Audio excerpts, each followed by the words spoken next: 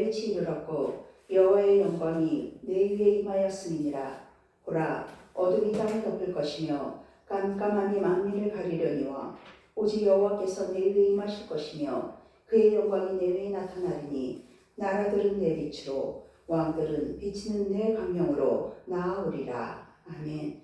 세세토록 영광의 찬송받기에 합당하신 주님 앞에 우리의 마음과 뜻을 모아 경배드리오니 기쁘게 받아 주시옵소서.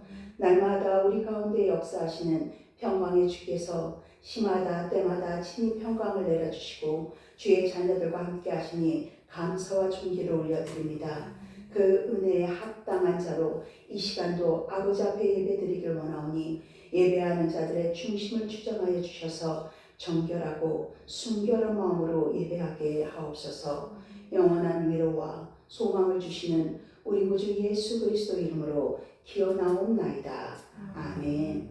다 함께 찬송 14장 찬양하시겠습니다.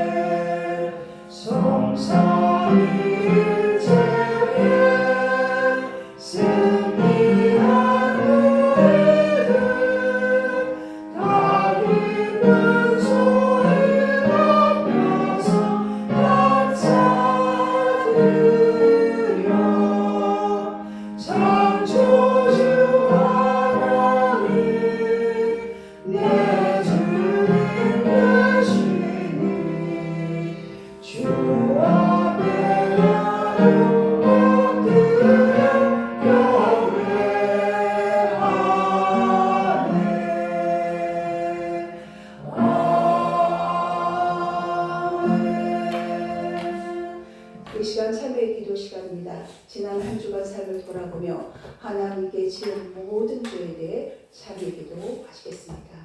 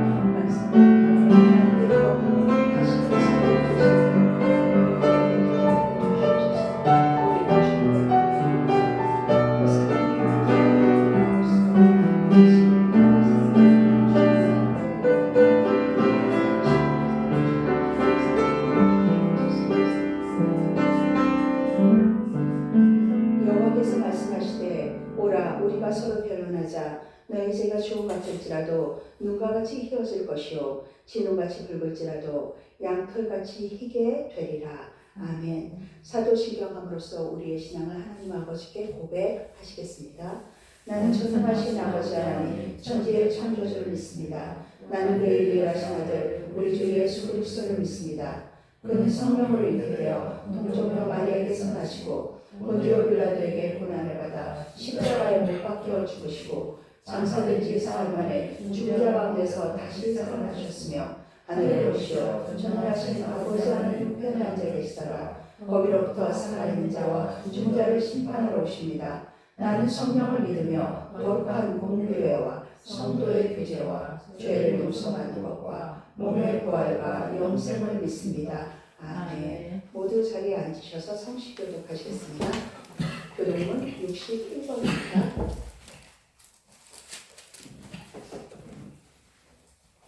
교독문 61번 시편 142편입니다. 찾으셨으면 교독하시겠습니다.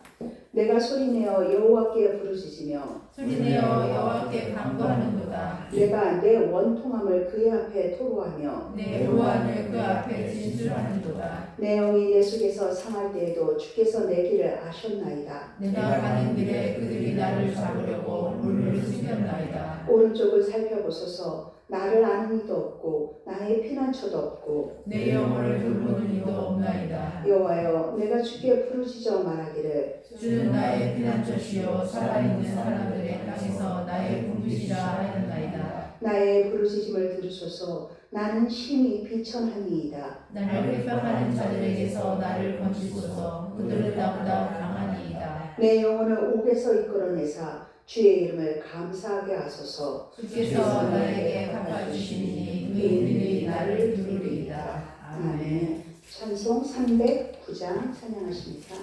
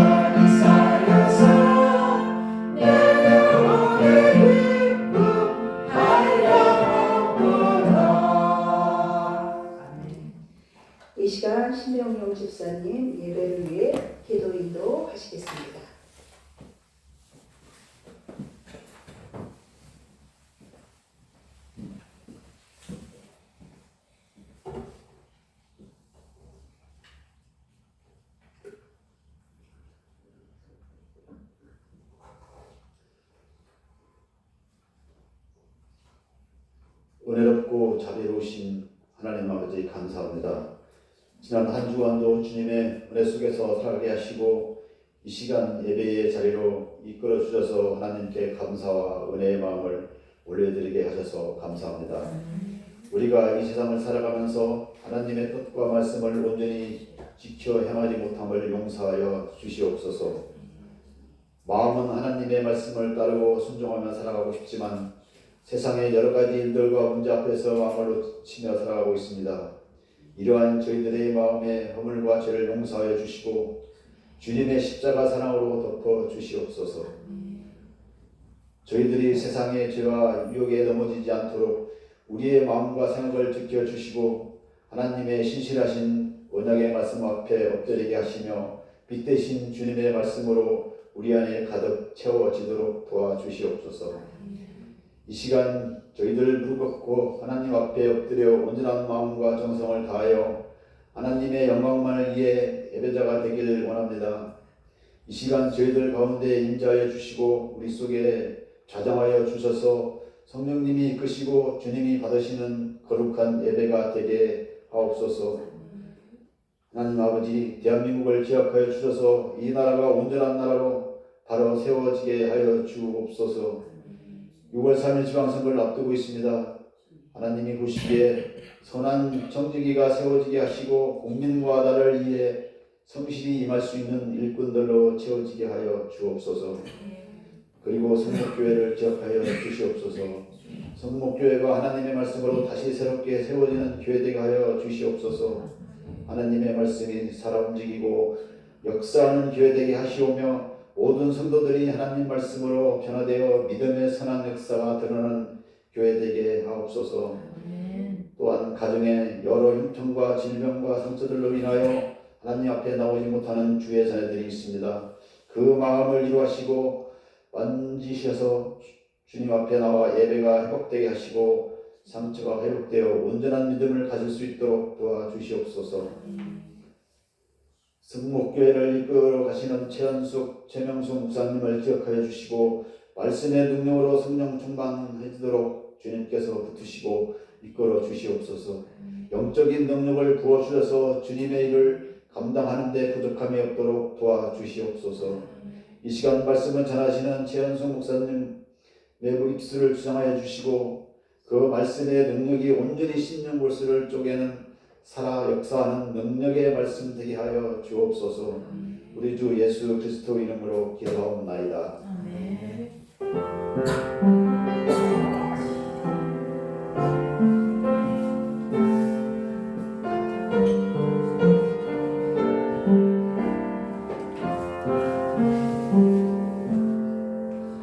오늘 우리에게 주신 하나님의 말씀은 구약성경 시편 32편 1절에서 11절까지 말씀입니다.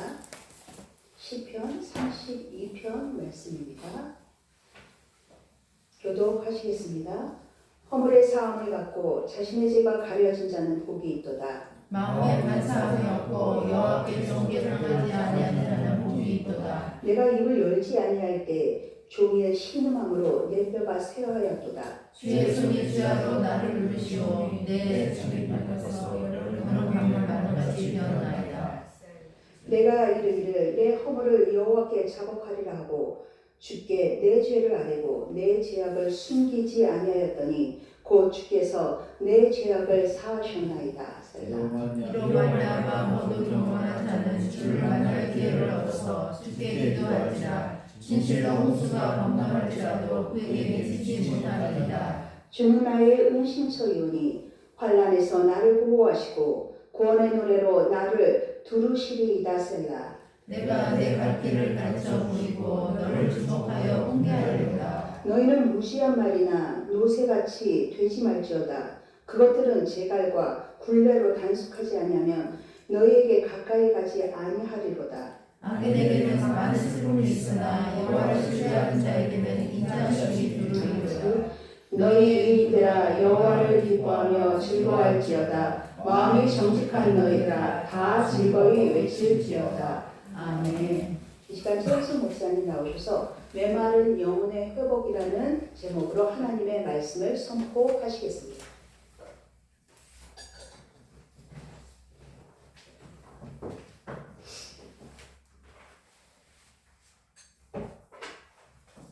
기도하겠습니다. 사랑의 아버지 하나님 감사합니다. 오늘도 저희들 주님 앞에 나와 기도하며 찬양으로 주께 영광 올려드리게 하심을 감사드립니다. 아버지 하나님, 이 시간에도 저희들 가운데 자정하시고 인자하여 주시옵소서. 메마른 땅 황폐한 저희들 속에 온전히 생수의 강같이 주의 말씀으로 차고 넘칠 수 있는 은혜를 더하여 주시옵소서.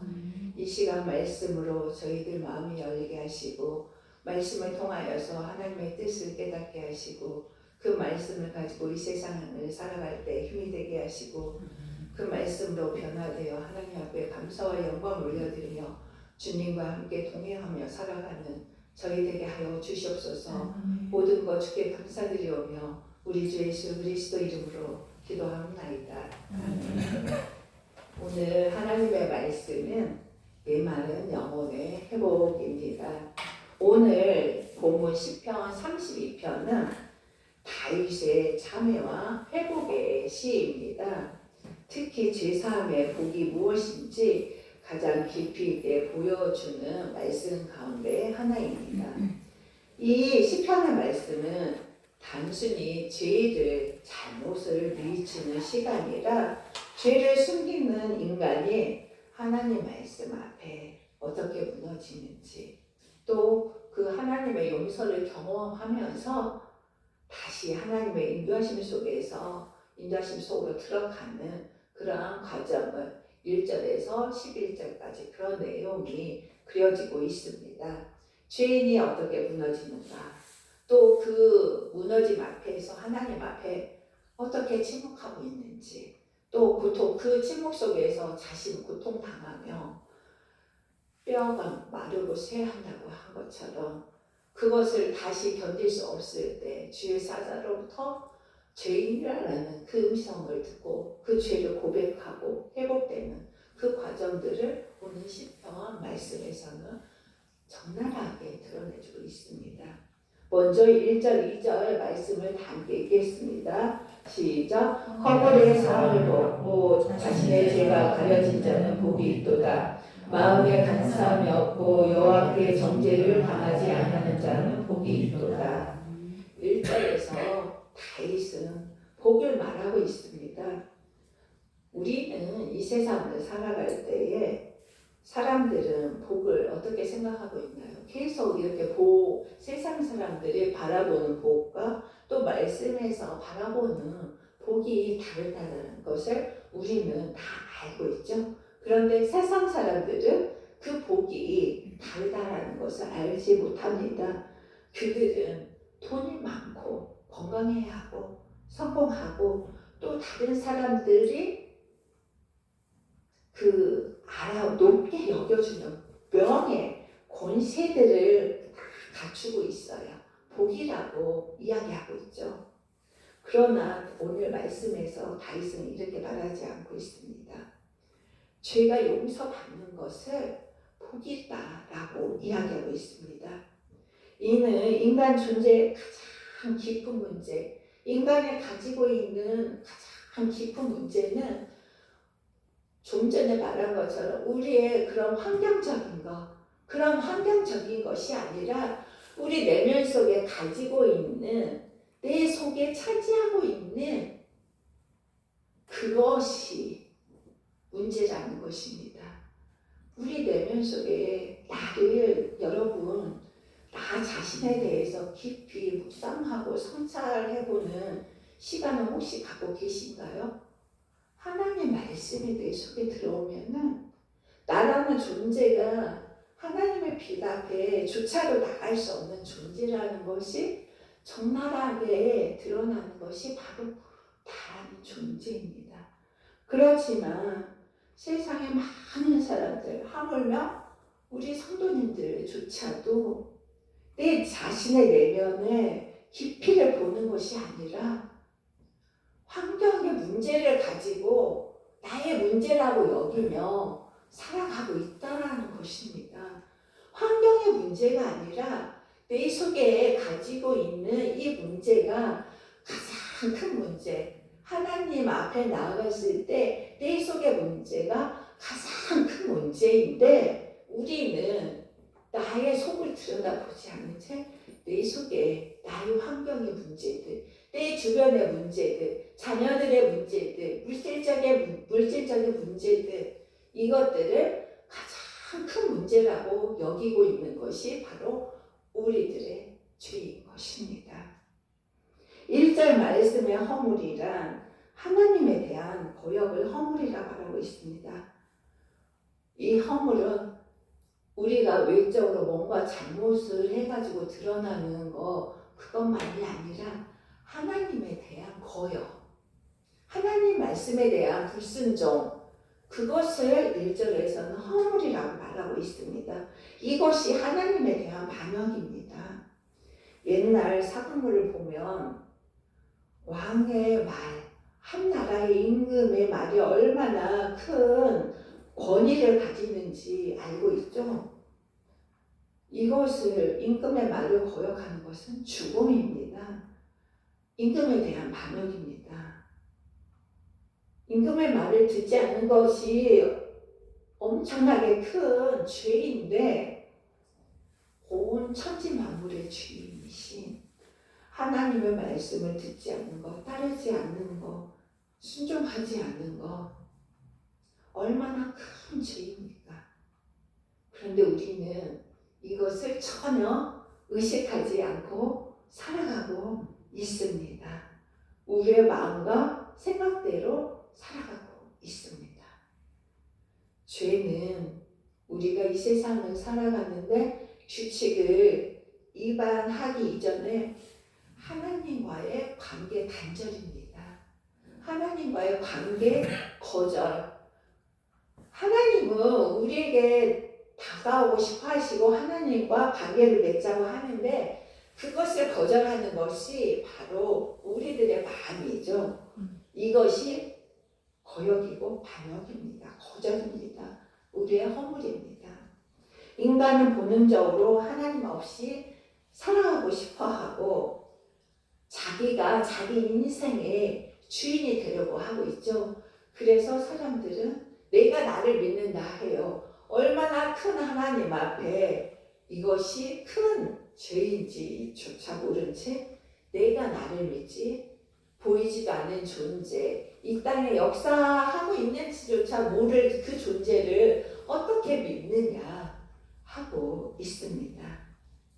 사람은 죄 때문에 불행한 것이 아니라 세상의 환경 때문에 불행한 것이 아니라 하나님과의 관계 단절 때문에 우리 속이 공허합니다. 우리들은 뭔가를 채우려고 하죠. 돈으로 채우려고 합니다. 사람과의 관계성에서 채우려고 합니다. 운동을 통하여서 채우려고 합니다.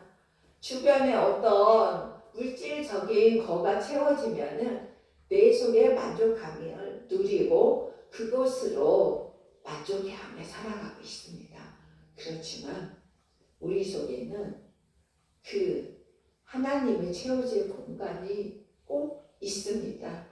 그 하나님으로 채워지지 않는다라면 세상의 그 어떤 것으로 채워진다고 해도 항상 우리는 공허합니다.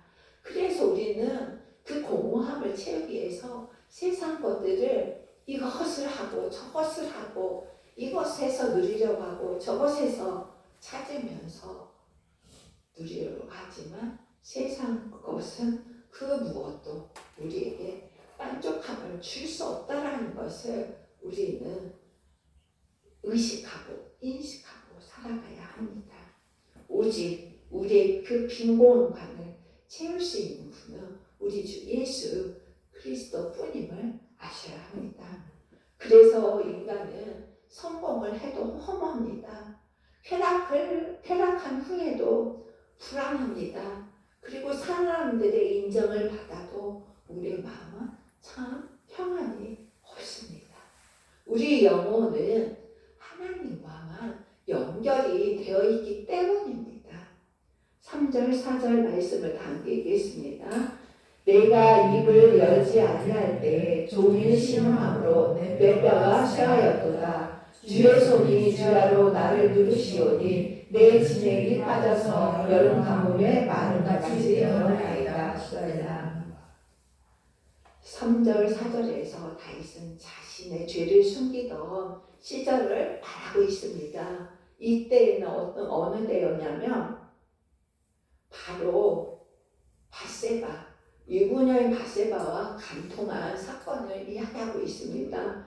밧세바와 간통한 후 그 죄를 숨기고 싶어 했지만 하나님은 선지자 나단을 보내어서 다윗이 숨기고 싶었던 죄를 만천하에 드러내고 공개합니다. 죄의 핵심은 무엇입니까? 숨는 것입니다. 하나님으로부터 멀어지는 것입니다. 인간은 죄를 지으면 변명하고 합리화하고 침묵합니다. 아닌 척하죠. 죄를 짓고 나서 아닌 척합니다. 왜냐하면 죄는 빛을 두려워하기 때문이죠. 사단의 전략은 죄를 짓게도 만듭니다. 뿐만 아니라 또 죄를 숨기게 만듭니다. 이것이 사단이 우리에게 시키는 몰래 우리 속에서 그렇게 하도록 만드는 것이 사단의 전략입니다. 그렇지만 죄를 숨기면 어떻게 됩니까? 점점점 날도 알지 못하는 사이에 자라나고 있습니다. 죄는 숨기면 숨길수록 내 속에서 내가 알지 못한 채 점점 자라나고 커지게 되어 있습니다. 나중에는 그 죄악으로 인하여 걷잡을 수 없는 지경에까지 이릅니다. 방금 4절 말씀을 읽고 난 다음에 셀라라는 말이 나오죠. 셀라. 이 말씀은 셀라라는 이 말은 히브리어이죠. 잠시 멈추라는 것입니다. 잠시 멈추고서 이 말씀을 가지고 묵상하며 하나님을 높이다. 하나님을 높이다. 그런 뜻입니다. 죄는 숨긴다고 없어지지 않습니다. 죄를 숨길수록 우리의 영혼은 메말릅니다. 하나님의 말씀은 그 생명의 능력으로 말미암아 생수의 강물이 요한복음의 3절 말씀에 보면 생수의 강물이 차고 넘친다고 하죠. 예수 그리스도가 우리 속으로 꽉 채워지면 주의 말씀으로 채워지면 그 생명의 말씀은 그 생수의 강이 우리 속에 차고 넘치지만 죄는 우리의 마음을 광야같이 마르게 합니다. 우리의 마음을 메마른 땅과 같이 황폐하게 만듭니다. 그리고 우리의 내면을 무너뜨리고 하나님과의 교제를 끊어버리지요.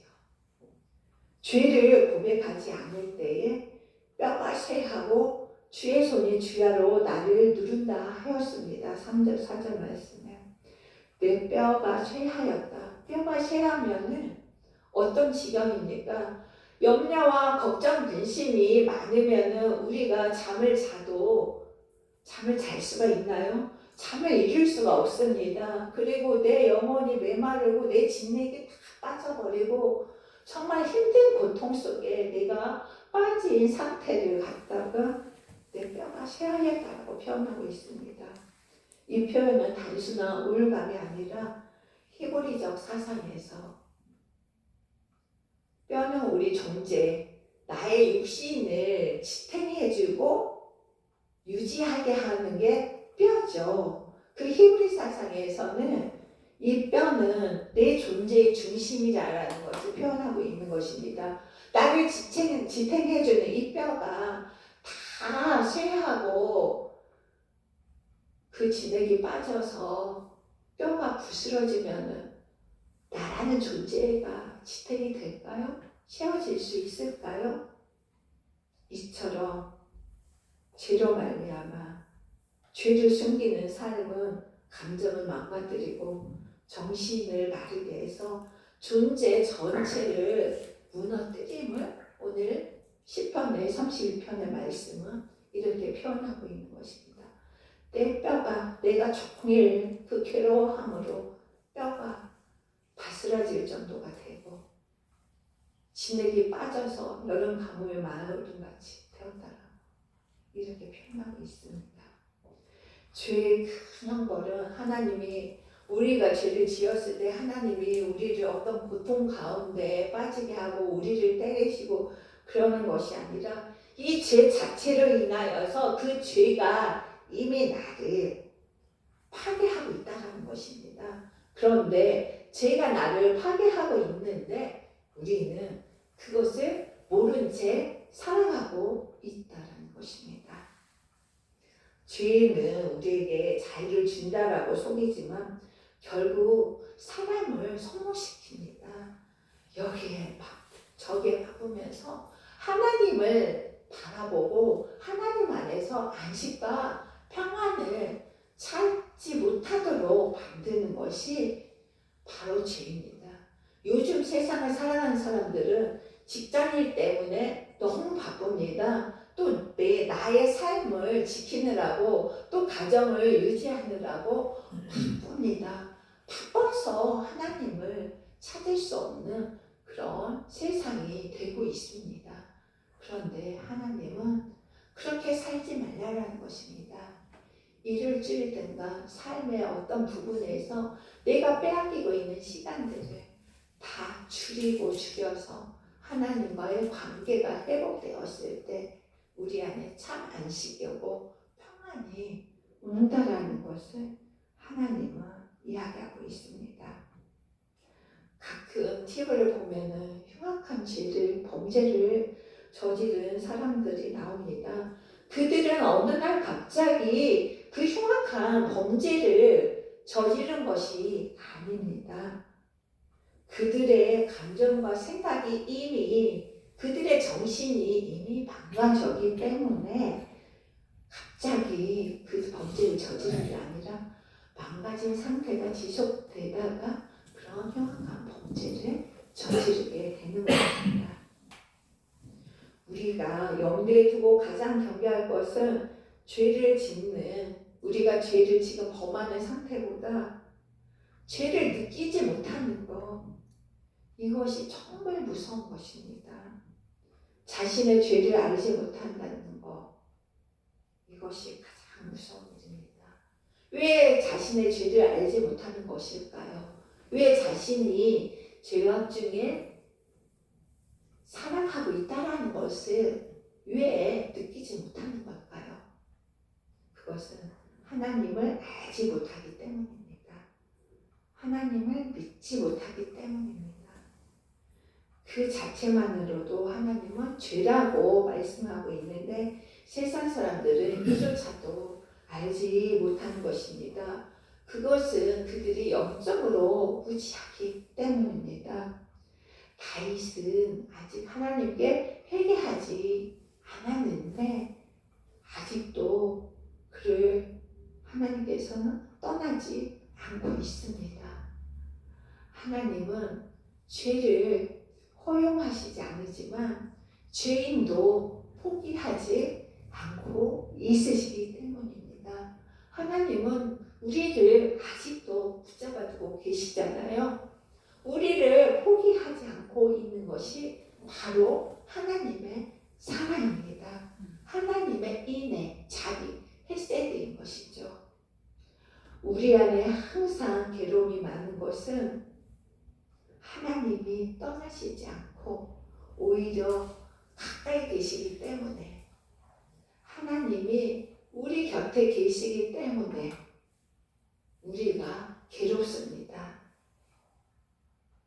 하나님을 알지 못하는 사람들은 그 괴로움도 알지 못한 채 살아가거든요. 근데 하나님의 은혜를 맛볼 사람들은 아는 사람들은 내가 죄를 짓고 살고 내가 허물을 많이 가진 채 이 세상의 일로 바쁘게 살아가지만 마음 한켠에는 항상 우리는 괴로움을 느낍니다. 불안함을 느낍니다. 왜? 하나님이 가까이 계시기 때문에 그렇습니다. 하나님의 징계는 미움이 아니라 우리를 회복시키시려는 하나님 안으로 이끌어내셔서 하나님의 품 안에서 살아가게 하시려는 그 사랑이기 때문에 우리들은 괴롭습니다. 5절 말씀을 다 함께 읽겠습니다. 시작. 내가 이르기를 내 허물을 하나님께 저하리라 하고 주께 내 죄를 아뢰고 내 죄악을 숨기지 아니하였더니 곧 주께서 내 죄악을 사하셨나이다. 셀라. 5절 말씀은 시편 32절 말씀 전체 중 가장 중심적입니다. 왜요? 다윗은 이제 자신의 죄를 숨기지 않았습니다. 하나님 앞에 나아가고 고백하며 회개하였습니다. 회개는 단순한 감정의 호소가 아닙니다. 하나님 앞에 자신이 내가 죄인임을 고백하고 인정하는 것입니다. 그리고 하나님 앞에 자신의 죄를 변명하지 않는 것입니다. 나의 죄를 죄로 여기고 나의 죄를 인정하는 그것이 회개입니다. 다윗이 자신의 죄를 아뢰고 죄악을 숨기지 않았을 때 하나님은 즉시 용서해 주십니다. 우리가 자녀들을 키울 때도 부모님들은 자녀들이 무엇을 잘못했는지 알죠. 근데 바로 나와서 엄마 아빠 내가 잘못했습니다. 용서해 주세요 하면은 부모님들은 바로 용서해 주죠. 그렇지만 안 했다고 계속 거짓말을 하면서 숨기면 결국 매를 버는 것처럼 우리 또한 하나님이 그렇습니다. 우리가 숨기지 않고 바로 인정을 하고 고백하고 아버지 용서해 주세요. 하나님 용서해 주세요. 하나님께 아뢰면 하나님은 즉시로 그 마음을 보시고 용서해 주십니다. 그런데 자꾸 숨깁니다. 하나님이 이미 알고 계시는데 숨기면은 나중에는 그 죄를 고백하지 않은 죄로 하나님의 징계가 들어갈 수밖에 없는 것입니다. 다윗이 이처럼 자신의 죄악을 숨기지 않고 하나님 앞에 고백했을 때 하나님은 즉시 용서해 주셨습니다. 그렇지만 죄는 용서해 주셨지만 다윗의 죄는 큰 죄악이기 때문에 징계는 받았습니다. 그 바세바와의 관계 속에서 태어난 아기는 죽게 되죠. 바로 이처럼 하나님은 우리에게 어떤 죄를 저지른다 하더라도 용서해 주십니다. 주께서 내 죄악을 사하셨나이다 하며 이렇게 하나님 앞에 아뢰 때 하나님은 회개하는 자를 천천히 기다려봐라. 내가 좀 생각해 볼게. 고민해 볼게. 용서해 줄 건가? 아니면은 더 미뤄서 어떻게 내가 다른 방법을 찾을 건가? 그렇게 미루시는 것이 아니라 즉시로 하나님은 용서해 주신 것입니다. 그리고 돌이키는 즉시 하나님은 하나님의 품 안에 즉시로 품어주시는 분입니다.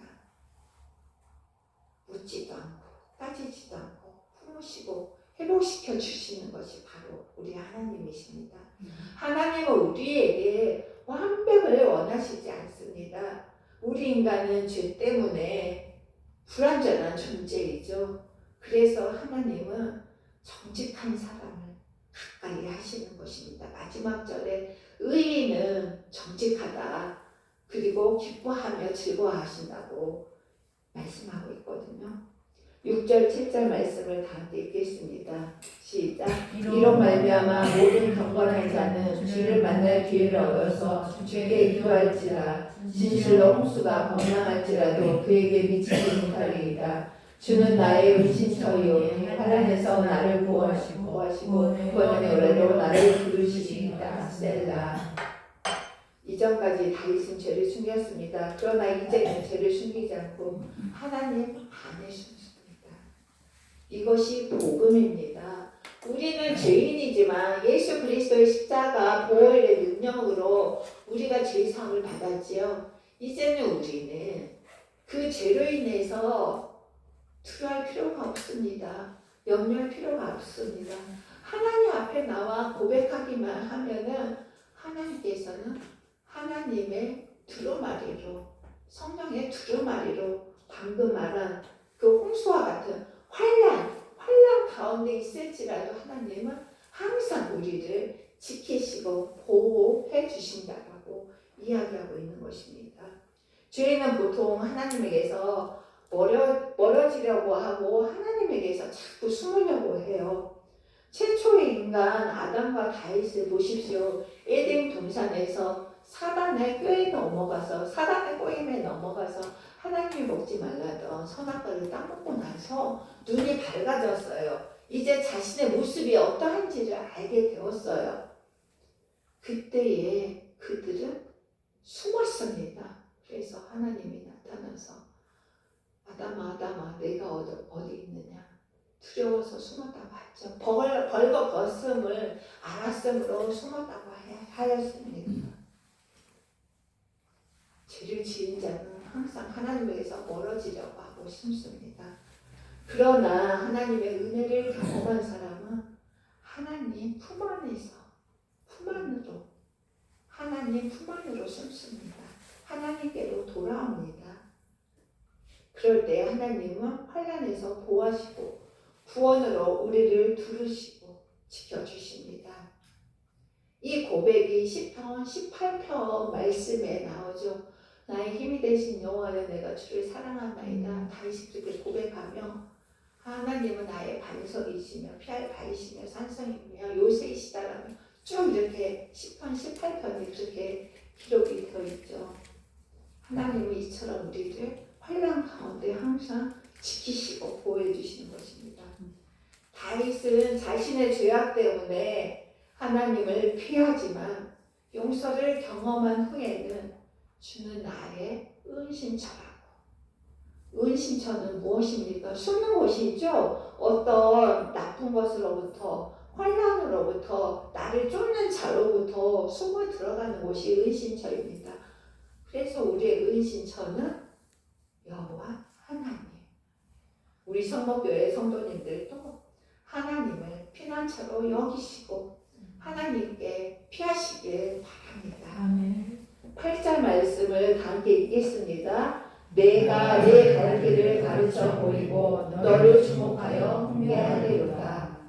회개는 끝이 아니라 시작입니다. 새로운 시작입니다. 이전 잘못들은 주님의 십자가 보혈로 다 가리워졌기 때문에 다 용서를 받았기 때문에 우리는 이제 새로운 존재로 다시 태어난 것입니다. 새로운 피조물이 되어서 이제 새롭게 하나님 말씀 앞에서 하나님 앞에서 시작되는 것입니다. 하나님은 우리를 용서만 하시는 것이 아니라 이후의 삶까지 인도하십니다. 여기에서 우리가 기억해야 할 것은 하나님은 죄인을 버리시지 않는다는 것. 실패한 후에도 하나님은 다시 사용하신다라는 것을 기억하시기 바라겠습니다. 우리는 실패한 것이 다 끝난 걸로 여기죠. 그러면서 실패와 실수를 갖다가 많이 정죄를 합니다. 하지만 하나님은 그 실패와 실수 가운데 경험 얻기를 원합니다. 그 실패와 실수 속에서 하나님을 바라보는, 하나님을 의지하는 경험 얻기를 원하시기 때문에 우리에게 실패와 실수를 용납하시는 것입니다.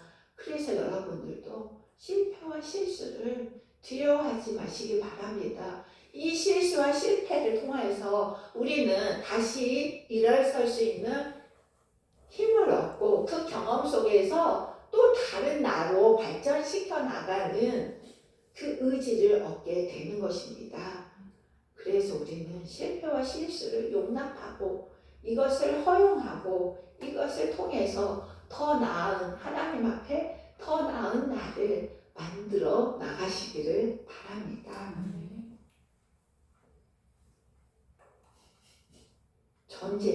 이러한 전제는 회개하여 돌이키고 하나님의 품을 의지하고 그 안에서 일어서서 전진하여 나가는 것입니다.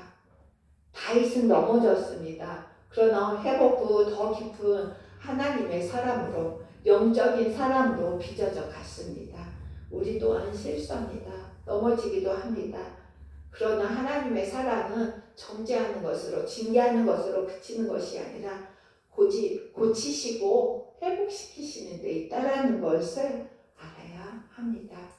하나님은 우리 길을 가르쳐 보이신다 합니다. 가르친다라는 것은 우리를 지혜롭게 하고, 오직 지혜로우신 분은 하나님의 지혜이죠. 하나님의 지혜, 성령님이 가르치시고 훈계하시고 우리에게 기억나게 하신다 하셨습니다. 그리고 통찰을 주신다는 것입니다.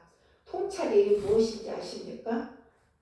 우리는 눈에 보이는 것만을 알고 거기서 멈추는데, 우리 눈안에 보이는 것만 우리는 급급하며 그것을 쫓는 삶이죠. 그런데 통찰은 그 깊이와 넓이와 높이 얼마나 크게 만드는지 깊어지게 하고 더 높게 하고 더 넓어지게 하는 것이 하나님의 통찰입니다. 이것은 바둑을 둘 때, 저는 바둑은 잘 모릅니다. 근데 바둑을 둘 때 몇 수 앞을 내다보고 바둑을 이렇게 하나씩 차근차근 둔다고 해요. 그 몇 수 앞을 내다보고 두는 사람들을 고수라고 하죠. 그런 것처럼 한치 눈앞의 것에만 급급해 하는 것이 아니라 그 너머에 있는 것까지 저 넘어서 멀리 내다보고 보면서 지금의 일을 차근차근 준비하며 염두에 두며 보는 것을 영적인 통찰이라고 합니다. 이것은 그냥 되는 것이 아니고 말씀이 나의 옛사람을 다 깨뜨리고 말씀으로 깊어지면은, 이러한 영적인 눈이 열리면은 사람들의 어떤 이 사람이 이렇게 눈에 보이는 사실을 말해도 그 사람이 가지고 있는 마음속에 깊이까지 이 사람의 어떤 의도로 이런 말을 하든지 어떤 의도를 가지고 이런 행동을 하는지 우리들은 그런 볼 수 있는 영적인 통찰을 하나님께서 보여주십니다. 우리에게 각 사람에게 주시는 것이 그 지혜와 통찰인 것입니다. 이것은 말씀 안에서 깊어져야만 볼 수 있고 깨닫는 것입니다. 우리는 죄 속에 빠져 있으면은 영적인 메마름과 공고함으로 하나님의 은혜를 알지 못합니다. 돌이키지 못합니다. 그러나 하나님의 사랑과 은혜는 우리가 눈을 들어 하나님께로 돌이키면은 하나님과의 온전한 관계 회복이 있다라는 것을 명심해야 합니다. 아는 것만으로 그치는 것이 아니라, 우리는 말로 안다고 하는데 그것은 알미 아닙니다. 행동으로 나와야 하고 우리의 삶의 자세에서 드러나는 것이 알미지, 말로만 알아요는 알미 아닌 것입니다. 9절 말씀을 함께 읽겠습니다. 시작. 너희는 무지한 말이나 노새같이 되지 말지어다. 그들은 제갈과 굴레로 단속하지 아니하며 너희에게 가까이 가지 아니하리로다. 9절에서 말한 무지한 말이나 노새같이 되지 말라고 말하고 있습니다. 그들은 제갈과 굴레로 단속하지 아니하며 우리에게 가까이 가지 아니한다 하였습니다. 이 말은 어떤 의미일까요? 억지로 입에 제갈을 물려야 움직인다는 것입니다. 말과 노새는 이해가 아니라 강제로 채찍질하고 제갈을 물려서 채찍질해야 주인이 원하는 방향으로 움직이죠. 이 말은 하나님은 자기 백성이 이런 억지 순종이 아니라 강제로 시켜서 억지로 채찍질해서 방향을 이끄는 대로 가는 것이 아니라 하나님과의 관계 속에서 기꺼이 하는 자발적인 순종을 원하시는 것을 말하고 있습니다. 우리는 하나님과의 깊은 영적인 관계가 이루어지면은 하나님 앞에서 능동적으로 움직입니다. 수동적은 타인에 의해서 움직이는 것이죠. 하지만 하나님과의 관계가 이루어지면 자발적인 순종이 됩니다. 자발적인 헌신이 이루어집니다. 우리 모든 성도님들은 이처럼 자발적으로 헌신과 순종을 이루시길 축원합니다. 10절 말씀을 다 함께 읽겠습니다. 시작. 악인에게는 많은 슬픔이 있으나 여호와를 신뢰하는 자에게는 인자하심이 두루리이다. 아멘. 악인은 단순히 우리가 나쁜 행위를 해서 나쁜 짓을 해서 악인이라 말하지 않습니다. 하나님 없이 사는 사람, 자기 중심으로 사는 사람, 하나님과 관계가 깨어진 자를 성경에서는 악인이라고 하고 있습니다. 하나님 없이 사는 사람을 악인이라고 말하고 있는 것이죠. 우리가 세상적인 일반적인 개념과는 좀 다르죠. 세상 속에서는 뭔가 나쁜 짓을 해야 어떤 도덕적 윤리적인 규범을 범해야 나쁜 사람이라고 하죠. 악인이라고 하죠. 하지만 성경에서는 말씀에서는 하나님 없이 자기 중심적으로 하나님과 관계가 깨어진 사람을 악인이라고 하고 있습니다. 10절 말씀에서 악인에게는 많은 슬픔이 있고 하나님을 신뢰하는 자는 인자하심에 둘러싸여 있다라고 이야기하고 있습니다. 이 말씀은 단순 도덕 비교가 아니라 하나님과 연결된 삶, 하나님과 함께하는 삶을 비교하고 있는 것입니다. 많은 슬픔은 육체적 고통, 마음의 아픔, 내면의 괴로움을 이야기합니다. 우리가 인생을 살아가면서 얼마나 육체적인 고통을 겪으며 또 마음의 아픔도 겪죠. 우리가 살아가다 보면 또 내면의 괴로움이 참 많이 있습니다. 그래서 요즘은 우울증에 걸린 사람들이 참 많이 있습니다. 삶의 괴로움 때문에, 관계의 힘듦 때문에 그런 고통을 겪으며 많이 살아가고 있습니다. 하나님을 의지하지 않는 삶이 이렇다는 것입니다. 악인은 겉으로는 웃어도 그 내면에는 쉼이 없습니다. 왜냐하면 하나님 없이 사는 영혼은 결국 불안과, 제가 첫 번째 이렇게 이야기할 때 하나님이 없음으로 인해서 세상에 많은 것들로 채워져 있지만 우리의 마음 한구석은 항상 공허함을 가지고 살아가고 있다 하죠. 하나님 없이 사는 사람은 불안과 공허함에 머물기 때문에 평안이 없습니다. 우리 안에 참된 안식, 쉼이 없습니다. 반면 하나님을 신뢰하는 자, 자신을 하나님께 기대고 의지하며 맡기는 사람은 하나님의 인자심, 그 자비, 헤세드의 은혜와 사랑이 우리를 항상 두르고 있습니다. 그 헤세드의 사랑은 언약의 사랑입니다.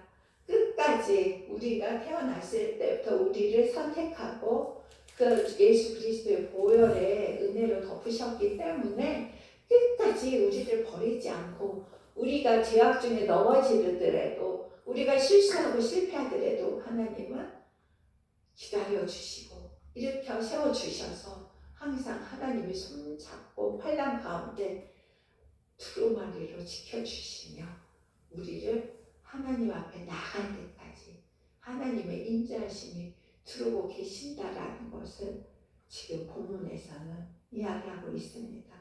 끝까지 버리지 않고 하나님이 책임지는 사람을 이야기하고 있습니다. 하나님의 헤세드는 하나님의 기본에 따라 변하는 것이 아닙니다. 영원한 것입니다. 사람은 우리는 늘 변하잖아요. 마음에 들면 잘하다가도 마음에 들지 않으면 하지 않습니다. 이렇게 잘해주다가도 또 내 마음이 변하면 잘해주지 못합니다. 그것이 우리들의 마음입니다.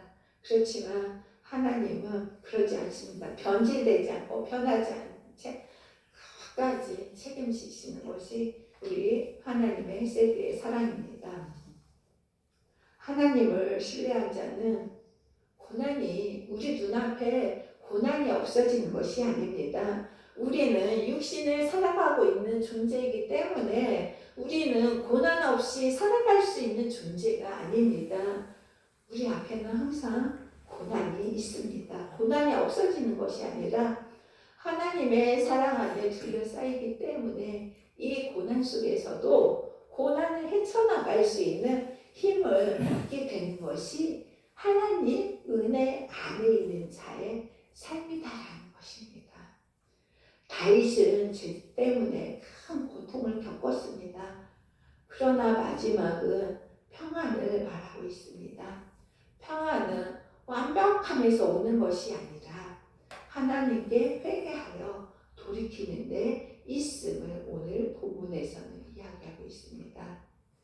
많은 사람은 돈이 있으면 평안하고 안심이 되고 성공하고 행복한 줄 압니다. 그러나 오늘 시편 32편은 하나님 없는 성공보다 하나님 안의 회복이 더 안전하다를 이야기하고 있습니다. 악인들의 삶에는 웃음 뒤에 슬픔이 있지만 하나님을 신뢰하는 자에게는 눈물 속에서도 헤세드의 하나님이 지키시고 보호해 주시는 은혜가 있다라는 것만 기억하시면, 그리고 하나님께 피하는 우리의 문제 속에 빠져들지 말고 그 문제를 가지고 하나님께로 피하는 하나님이 안식처가 되는 여러분이 되시기를 축원합니다. 기도하겠습니다. 생명의 주가 되신 아버지 하나님 감사합니다. 하나님께 피하는 자는 복이 있도다 하였습니다. 우리의 영원한 안식처이신 예수 그리스도로 말미암아 우리의 모든 잘못과 허물들은 하나님 앞에 아뢰고 고백하게 하여 주시옵소서. 하나님에게서 멀어지는 것이 아니고 숨기는 것이 아니라 낱낱이 아뢰고 고백할 때 하나님께서 돌보시고 지키시고 우리에게 영원한 생명길로 이끌어 가시는 안식처임을 인식하며 날마다 주께로 피하는 저희들 되게 하여 주시옵소서. 모든 것 아버지께 감사드리오며 우리 주 예수 그리스도 이름으로 기도하옵나이다. 아멘. 391장 1절 4절 찬양하시겠습니다.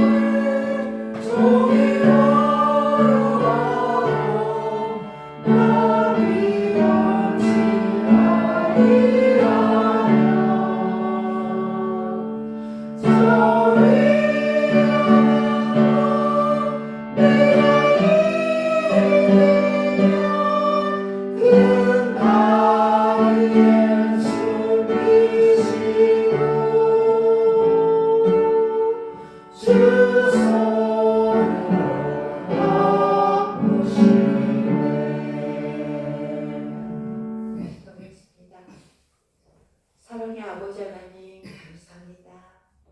우리의 영원한 안식처이고 생명이 되시 우리 주 예수 그리스도 안에서만 살아가는 저희들 되게 하여 주시옵소서. 삶의 어려움이나 공고나 아픔이나 상처 중에도 주님을 찾게 하시고 주님 앞에 아뢰게 하여 주셔서 우리의 평강의 하나님의 안식으로 말미암아 우리 삶 속에서 참 평안과 안식을 얻으며 주님 앞에 즐거움과 감사로 나아가는 저희들 되게 하여 주시옵소서. 아버지 하나님 이 시간 귀한 예물을 하나님 앞에 올려드립니다. 이 예물을 바친 손길 하나하나를 주님 축복하여 주시옵고 그 손길들 가운데에서 물질의 어려움 겪지 않게 하시고 우리의 삶의 모든 것들을 하나님의 은혜 속에서 체험하게 하여 주셔서 이 땅을 살아가는 동안 풍성한 복을 누리게 하시고 베풀며 나누며 섬김으로 많은 사람들을 하나님께로 돌이킬 수 있는 물질로 사용되게 하여 주시옵소서. 아버지 하나님 이 예배 자리에 나오지 못한 영혼들도 많이 있습니다.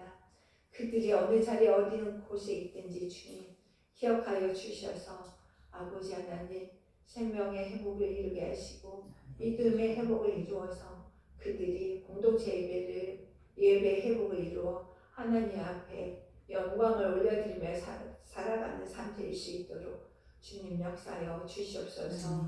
육신의 질병으로 인하여서 고통받고 있는 지체들도 많이 있습니다. 아버지 하나님 그들의 몸을 만지시고 고치시고 회복시켜 주셔서 세포 하나하나가 근육 하나하나가 뼈 마디 하나하나가 회복되어질 수 있는 은혜를 허락하여 주시옵소서. 오직 만지시고 고치시고 회복시켜 주시는 분은 우리 주 예수뿐이시오니 아버지 하나님 그 영들을 만지셔서 온전한 영의 회복을 이루어 하나님 앞에 영광과 감사를 올려드리게 하여 주시옵소서. 모든 것 아버지께 감사와 영광을 올려드리며 우리 주 예수 그리스도 이름으로 기도하옵나이다. 아멘.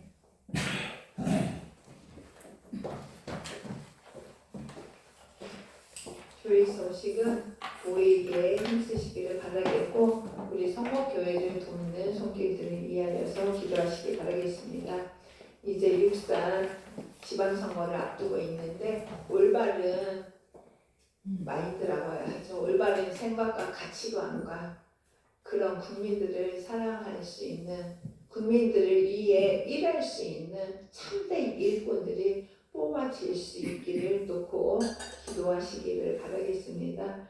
날마다 성경 통독을 하면서 하나님 앞에 말씀 앞에 더 가까이 나가기를 바라겠습니다. 수요일 예배는 오전 10시 30분으로 변경되었습니다. 5월은 가정의 달입니다. 부모님 안에서 자녀들과의 관계성에서 더 화목하고 더 하나님의 은혜 속에서의 복된 삶을 누리는 한 달이 되시기를 바라겠습니다. 창조의 아버지 이런 교회 되게 하셔서 찬양함으로 회의하겠습니다. 우리 믿어 주십시오.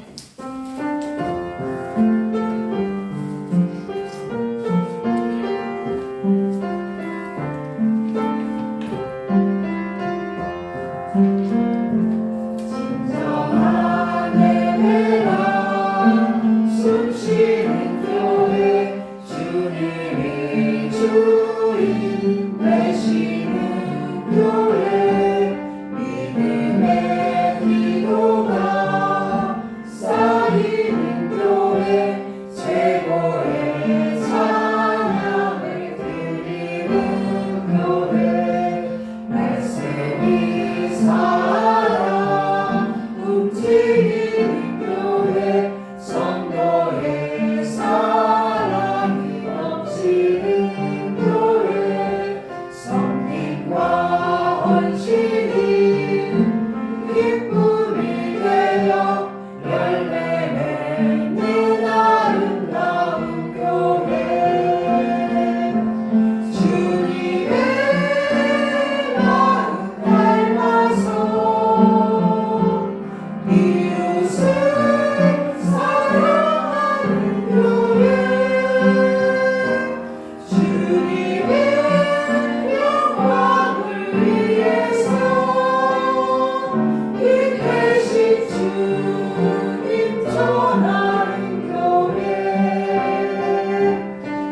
사랑의 불꽃이 활짝 피어나 날마다 사랑에 빠지는 교회 주께서 사랑하는 성도 교회가 이런 교회 되게 하소서.